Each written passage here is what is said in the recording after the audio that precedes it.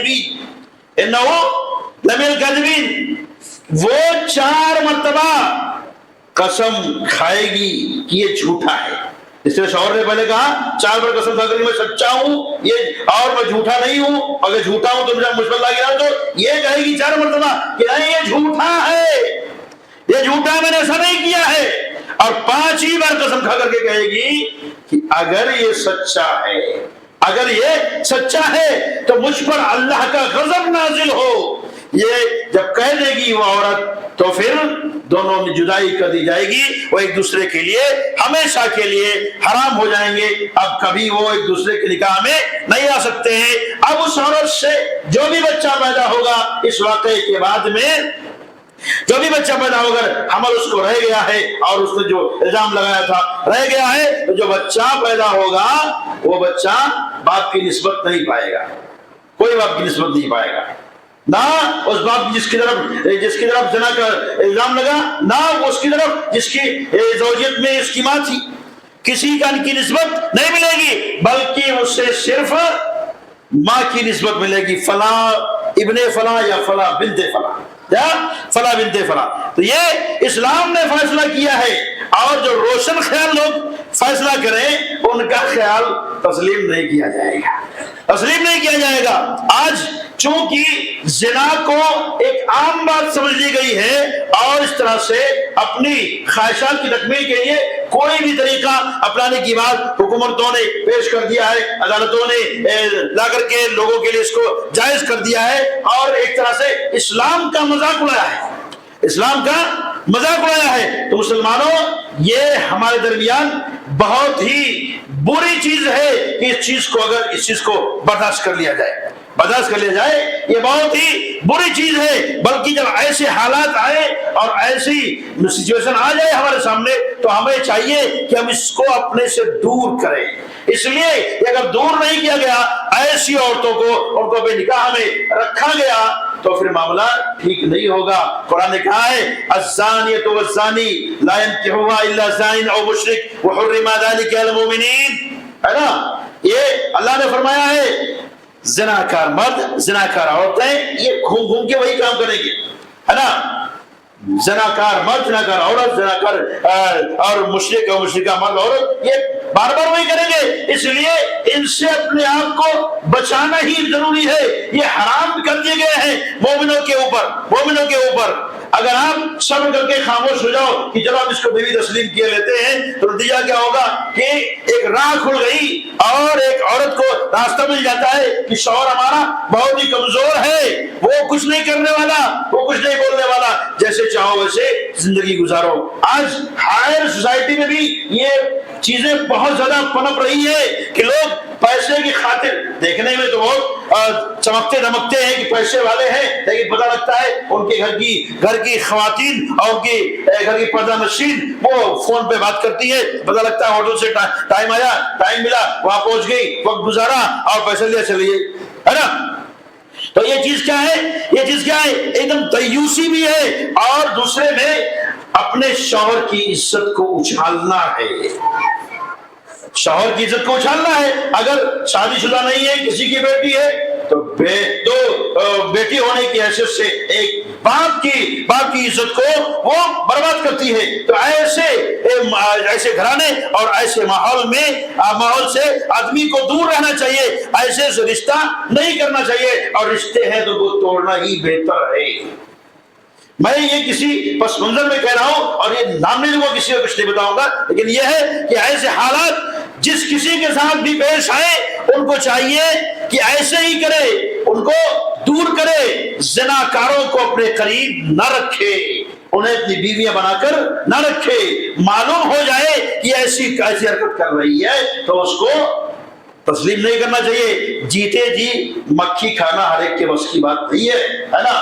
مکھی نکلنا ہر ایک کے بس کی بات نہیں ہے. اور یہ بھی یاد رکھیے کہ اگر آپ کی ہی اولاد ہے تو اولاد کا انکار بھی جائز نہیں ہے.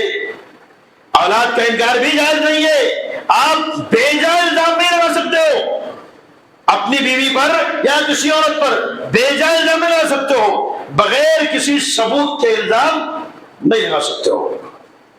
وہاں پر انکار کرنا یہ کسی بھی طور پہ درست نہیں ہے. اس کی بھی گرفت ہے جو کوئی اپنی اولاد کا انکار کر دے کہ یہ میری اولاد نہیں ہے، یہ میری اولاد نہیں ہے. قیامت کے دن ایسے آدمی کی گرفت ہوگی، وہ آدمی بچے گا نہیں. نہ تو کوئی آدمی اپنے باپ کے باپ ہونے کا انکار کرے، اور نہ کوئی باپ کسی بیٹے کے بیٹے ہونے کا انکار کرے. ہاں یہ اور بات ہے کہ بیٹے سے ناراض ہو کر، اس کی حرکتوں سے، اس کی باتوں سے، اس کے چال چلن سے ناراض ہو کر اسے دور کر دے تو یہ ایک الگ مسئلہ ہے. تو یہ ایک الگ مسئلہ ہے. تو اسلام نے یہ اجازت نہیں دی ہے کہ آپ بے جا الزام لگا کر کے بیویوں کو دور کریں، یا یہ کہ ان کے اندر خطا ہے، برائیاں ہیں تو آپ ان کو برداشت کرتے جائیں اور اپنی نسلوں کو خراب کریں. اس بات کی بھی اسلام نے کوئی حکم نہیں دیا ہے کہ ان کو برداشت کرتے جائیں اور اپنی نسلوں کو خراب کریں اور معاشرے میں سر اٹھانے کے لائق کہیں پر نہ رہیں. اسی طرح سے ایک برائی ہے اور کہ انسان کے پاس اولاد نہیں ہے تو کسی اور کو وہ گود لے لیتا ہے. گود لینے کی حد تک جرم نہیں ہے، تربیت کی حد تک جرم نہیں ہے. اگر کسی کو بیٹا بناتے ہیں صرف تربیت کی نیت سے تو کوئی جرم نہیں ہے. تربیت کے لیے درست ہے، لیکن تبنیت ابنیت کے لیے کرتے ہو اگر تو جرم ہے. یعنی بیٹا بناتے ہو، کسی کو لائبالغ بناتے ہو بیٹا کہنے کے لیے تو یہ جرم ہے. جیسے کوئی آدمی جس کا نام عبداللہ ہے، اس نے کسی کو گود لے لیا عبید اللہ کو، تو عبید اللہ کو عبداللہ کی نسبت نہیں ملے گی نسبت. یہ عربوں میں پہلے تھا اور اگر کوئی کسی کو اس طرح سے گود لے لیتا تھا تو اس کا حقیقی بیٹا تسلیم کیا جاتا تھا. اسلام نے اس کو باطل قرار دیا اور اس کو نہ صرف یہ کہ زبانی آیتوں کے ذریعے یا فرمائے نبوت کے ذریعے نہیں، بلکہ اس کو عملی طور پر کر کے دکھایا اور اس کو ختم کیا ہے. یہ بھی معاملہ ہمارے سامنے آتا ہے بعض لوگوں کے ساتھ، اور وہ جب بیان کیا جائے، ان کو منع کیا جائے تو وہ لمبے چوڑے لیکچر دینا شروع کر دیتے ہیں اور اپنے آپ کو درست ثابت کرتے ہیں. ہم آپ کو بتانا چاہتے ہیں کہ یہ چیز بھی جرم ہے. اللہ نے فرمایا ہے سورہ احزاب کے اندر ادعوهم لآبائهم هو اقسط عند الله فإن لم تعلموا آباءهم فإخوانكم في الدين ومواليكم وليس عليكم جناح فيما أخطأتم به ولكن ما تعمدت قلوبكم وكان الله غفورا رحيما. فرمایا جسے تم لے پالک بنائے ہو انہیں ان کے باپ کے نام سے پکارو. اپنا نام ان کو نہیں دے سکتے ہو، اپنا نام نہیں دے سکتے، اپنی نسبت نہیں دے سکتے. خرچہ کر سکتے ہو، تربیت کر سکتے ہو، پڑھا لکھا کر کے بڑا کر سکتے ہو، ہے نا، ان کے اوپر خرچہ کر سکتے ہو، لیکن اپنی نسبت نہیں دے سکتے. ایک جگہ میں بہت پہلے کی بات ہے، پڑھا رہا تھا تو ایک بچے کا نام لکھنے کی بات آئی اور میں اس بچے کو جانتا تھا.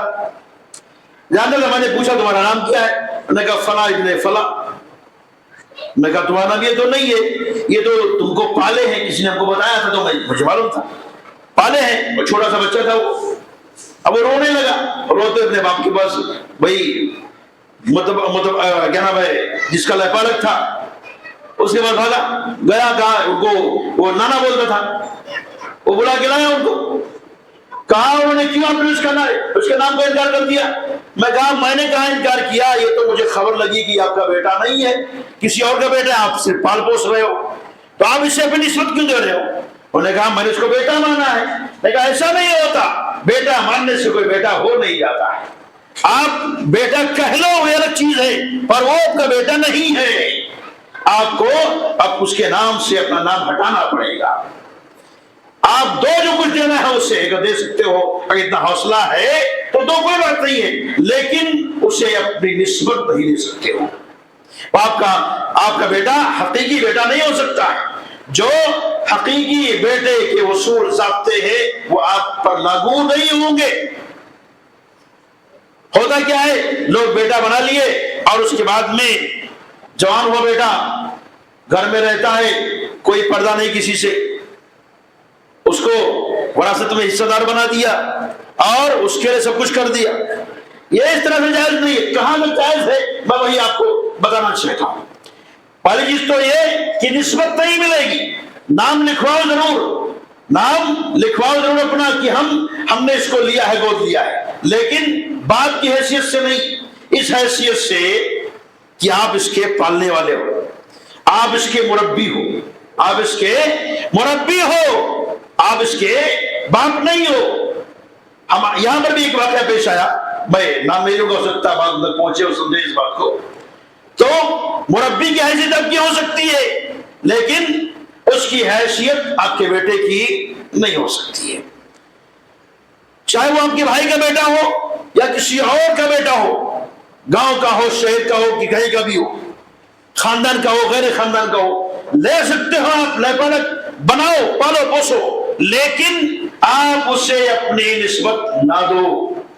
آپ کے گھر کی خواتین کے لیے اس کی حیثیت ایک اجنبی کی ہوگی، ایک اجنبی کی ہوگی. جس سے پردہ لازم ہے اس کو پردہ کرنا ہے. آپ اسے اتنا ہی دے سکتے ہو جتنی شریعت نے اجازت دی ہے. وہ کیا ہے؟ وہ یہ کہ آپ اپنی زندگی میں جو کچھ کھلاؤ پلاؤ دو، اس کو کوئی بات نہیں ہے، لیکن مرنے کے وقت، اپنے مرنے کے وقت آپ اس کے لیے زیادہ سے زیادہ 1/3 کی وصیت کر سکتے ہیں. اپنے دولت سے 1/3 کی وصیت کر سکتے ہیں، اس سے زیادہ کی نہیں.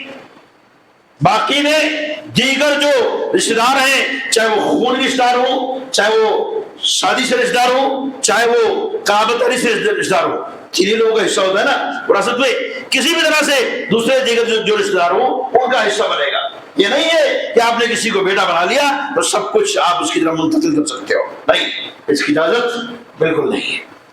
یہاں پر ایسے میرے سامنے 2 واقعات پیش آ چکے ہیں اور لوگ اس پر بحث بھی کرتے ہیں کہ نہیں ایسا ہونا چاہیے، ہم نے تو یہ کیا وہ کیا.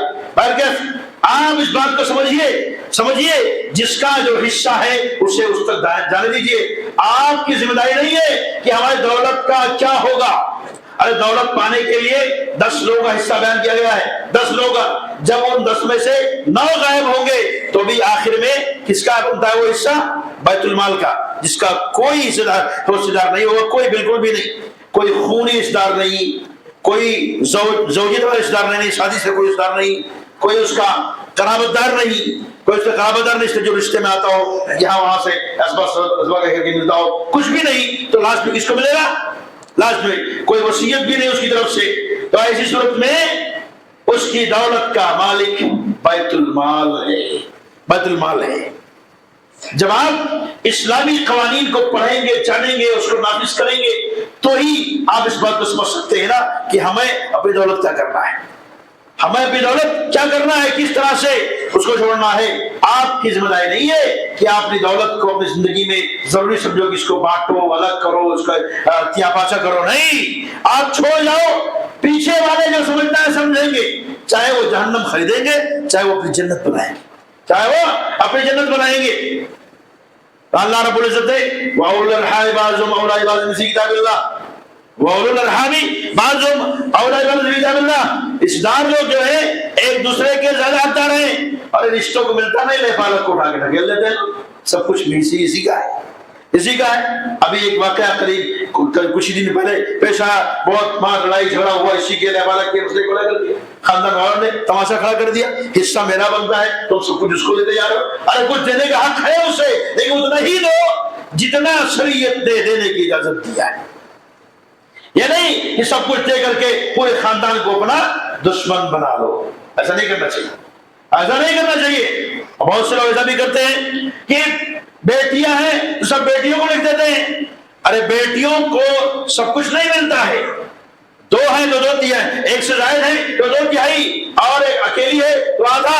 اور اس کے بعد میں اور بھی جو کسی کا کچھ بنتا ہے اس پر نظر کرنی چاہیے، آدمی کو دیکھنا چاہیے کس کا کیا حصہ بنتا ہے.